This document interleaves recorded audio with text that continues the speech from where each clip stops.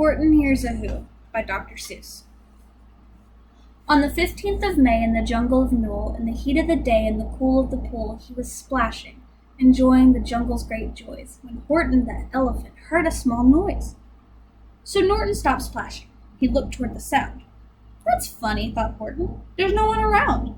Then he heard it again, just a very faint yelp, as if some tiny person were calling for help. "I'll help you," said Norton, "but who are you? Where?" He looked and he looked, but he could see nothing there, but a small speck of dust blowing past through the air.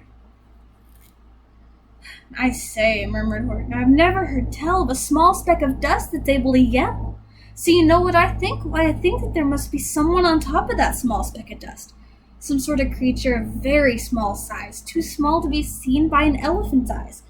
Some poor little person who's shaking with fear that'll blow in the pool. He has no way to steer. I'll just have to save him. Besides, after all, a person's a person, no matter how small." So gently, and using the greatest of care, the elephant stretched his great trunk through the air, and he lifted the dust speck and carried it over, and placed it down safe on a very soft clover. Humped a voice. 'Twas a sour kangaroo, and the young kangaroo in her pouch said, too. "Why, that speck is as small as the head of a pin. A person on that, why, there never has been." "Believe me," said Horton, "I tell you sincerely, my eyes and ears are quite keen, and I heard them quite clearly. I know there's a person down there, and what's more, quite likely there's 2 and 3 and 4. Quite likely a family for all that we know, a family with children just starting to grow. So please," Horton said, "as a favor to me, try not to disturb them. Just let them be." "I think you're a fool," laughed the sour kangaroo, and the young kangaroo in her pouch said, "Me too. You're the biggest blamed fool in the jungle of Newell," and the kangaroos plunged in the cool of the pool. "What terrible splashing," the elephant frowned. "I can't let my very small persons get drowned. I've got to protect them. I'm bigger than they." So he plucked up the clover and he hustled away. Through the high jungle treetops, the news quickly spread. "He talks to a dust speck. He's out of his head. Just look at him walk with that speck on the flower." And Horton walked worrying about an hour. "Should I put the speck down?" Horton thought with alarm. "If I do, these small persons may come to great harm. I can't put it down, and I won't. After all, a person's a person, no matter how small." Then Horton stopped walking. The speck voice was talking. The voice was so faint that he could just barely hear it. "Speak up, please," Horton said, and he put his ear near it. "My friend," came the voice. "You're a very fine friend. You've helped all us folks on this dust speck no end. You've saved all our houses, our ceilings and floors. You've saved all our churches and grocery stores." "You mean," Horton gasped, "you have buildings there too?" "Oh yes," piped the voice, "we most certainly do." "I know," called the voice, "I'm too small to be seen, but I'm mayor of a town that is friendly and clean. Our buildings to you would seem terribly small, but to us who aren't big, they're wonderfully tall. My town is called Whoville, for I am a Who, and we Whos are thankful and grateful to you." And Horton called back to the mayor of the town, "You're safe now. Don't worry. I won't let you down." But just as he spoke to the mayor of the speck, 3 big jungle monkeys climbed up Horton's neck. The Wickerson brothers came shouting, "What rot! This elephant's talking to Whos who are not. There aren't any Whos, and they don't have a mayor, and we're going to stop all this nonsense. So there!" They snatched Horton's clover, and they carried it off to a black-bottomed eagle named Vladikov, a mighty strong eagle with very swift wing, and they said, "Will you kindly get rid of this thing?" And before the poor elephant could even speak, that eagle flew off with the flower in its beak. All that late afternoon and far into the night, the black-bottomed bird flapped its wings in fast flight, while Horton chased after with groans over stones that tattered his toenails and battered his bones, and begged, "Please don't do harm to my little folks. All have as much right to live as bigger folks, too." But far, far beyond him, the eagle kept flapping over his shoulder and called back, "Quit your yapping. I'll fly the night through. I'm a bird. I don't mind it. And I'll hide this tomorrow where you'll never find it." And at 6:56 the next morning he did it. It sure was a terrible place that he hid it. He let that small clover drop somewhere inside of a great patch of clovers 100 miles wide. "Find that," sneered the bird, "but I think you'll fail." And he left with a flip of his black-bottomed tail. I'll find it, cried Horton. I'll find it or bust. I shall find my friends on my small speck of dust. And clover by clover and clover with care, he picked up and searched them and called, Are you there? But clover by clover by clover he found the one that he sought for was just not around. And by noon, poor old Horton, more dead than alive, had picked and searched, piled up 9,005.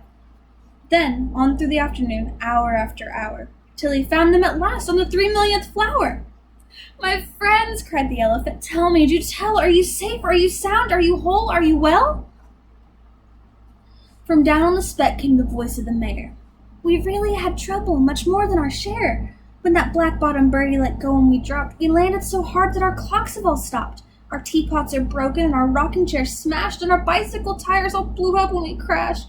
So Horton, please, pleaded that voice of the mayor's, will you stick by us, by whose, while we make repairs?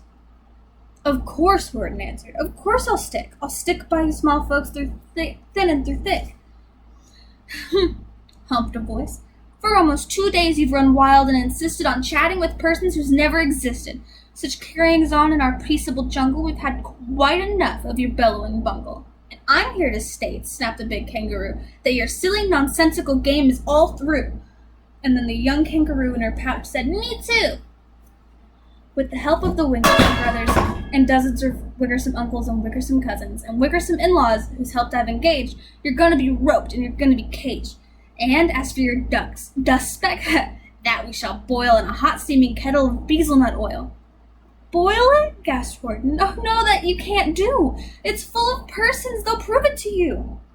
Mr. Mayor, Horton called out. Mr. Mayor, you've got to prove now that you really are there. So call a big meeting, get everyone out. Make every who holler, make every who shout. Make every who scream. If you don't, every who is going to end up in bezelnut stew. And down on the dust speck, the scared little mayor quick called a big meeting in Whoville Town Square. And as people cried loudly, they cried out in fear, We are here, we are here, we are here, we are here.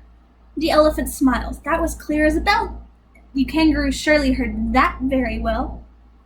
All I heard, snapped the kangaroo, was a breeze, and I heard that faint sound of wind through far distant trees.